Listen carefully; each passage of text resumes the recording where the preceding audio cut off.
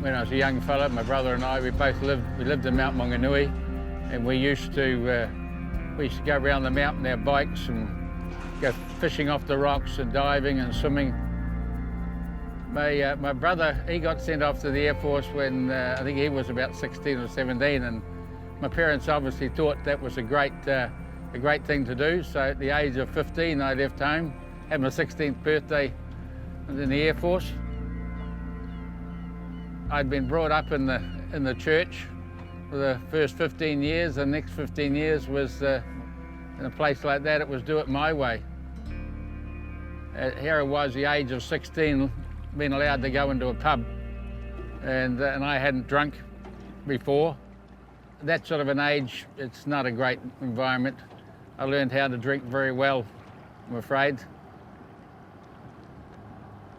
I can't remember a time that I didn't know that I was adopted, because it was a real early age, even though my parents were giving me a great upbringing that they adopted me, but just why wasn't I wanted, you know, and there was that rejection stepped into my life there, and well, I had actually accepted in there.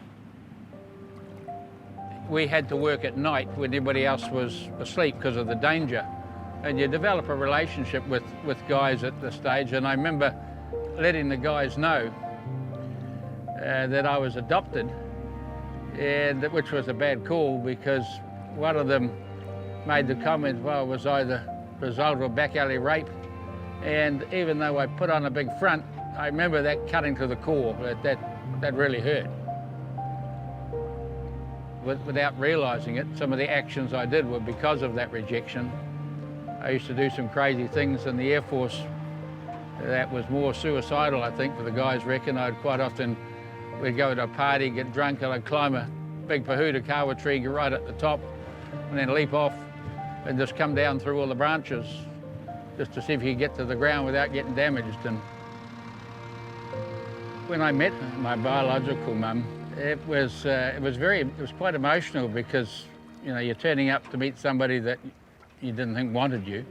She started off by saying she didn't remember having a child at that stage. So I had to go back out to the car and get the adoption papers, and that was really hard, because it was reinforcing what was already deep down in there, that, you know, wasn't I really wanted. As I talked to her more and more, she seemed to open up a bit. So on that first encounter, as I walked out the door, and she turned around and she gave me a hug and a kiss on the cheek.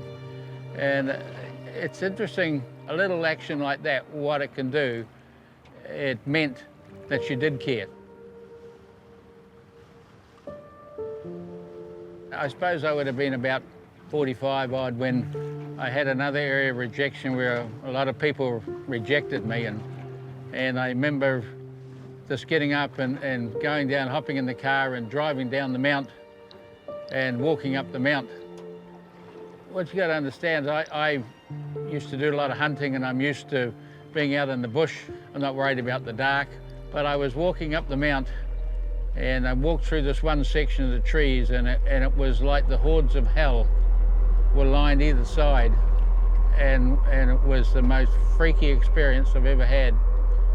All of a sudden there was this feeling, such a tangible feeling, that somebody was holding my hand. I remember turning around and looking to see if somebody was there, but I knew at that point that it was Jesus that was holding my hand.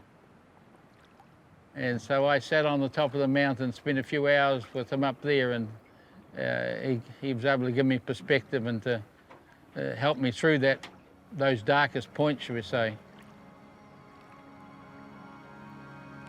The rejection now is, for me, a thing of the past, and it sort of makes me realise how important adopting people is, because it gives somebody a chance in life.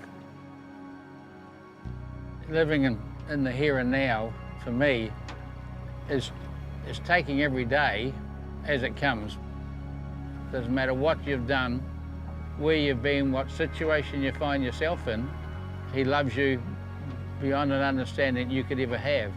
You don't have to struggle, you don't have to worry. there's somebody there that cares.